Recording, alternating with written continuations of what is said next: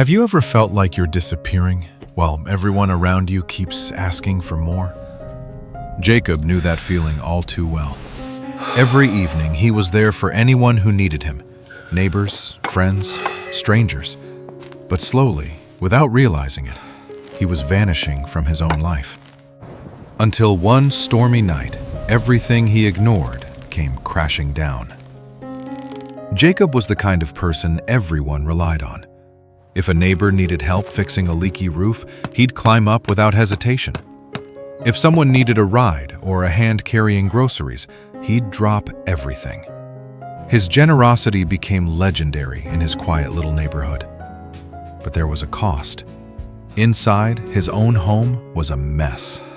Bills piled up, repairs went undone, and the small dreams he had tucked away as a young man, painting, learning guitar, traveling, were left collecting dust.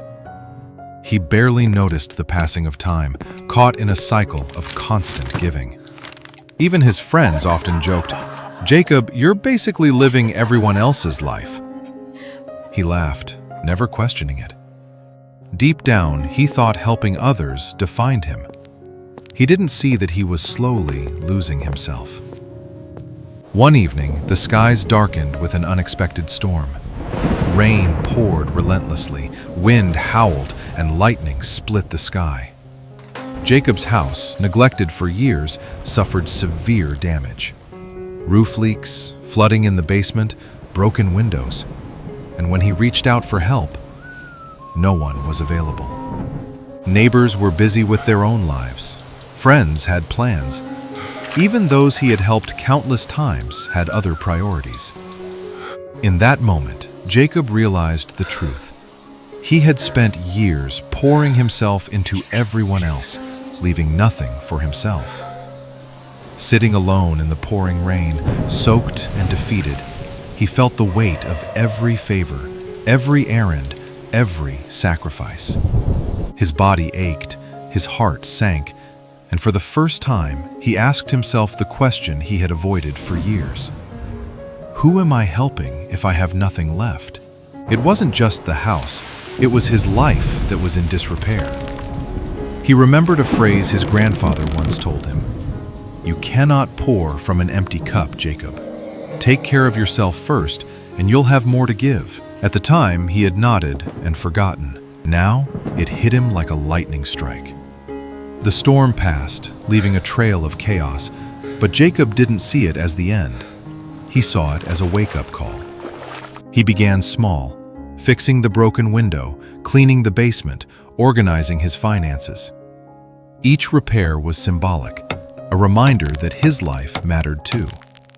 He also started setting boundaries. Saying no wasn't selfish, it was survival. He helped neighbors when he could, but not at the expense of his own well-being. Slowly, he rediscovered the hobbies he had abandoned. He strummed the guitar again, painted, and even planned a small weekend getaway. The remarkable thing? His relationships didn't suffer, they improved.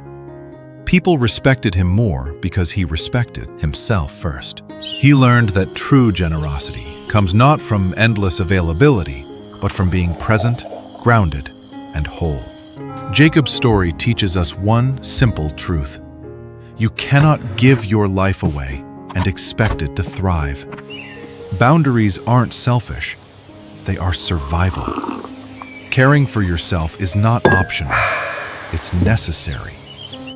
When you stop disappearing for everyone else, you finally have the energy, clarity, and courage to truly live and to help others in a meaningful way. So ask yourself today, are you helping everyone but yourself? Maybe it's time to rise back, just like Jacob did.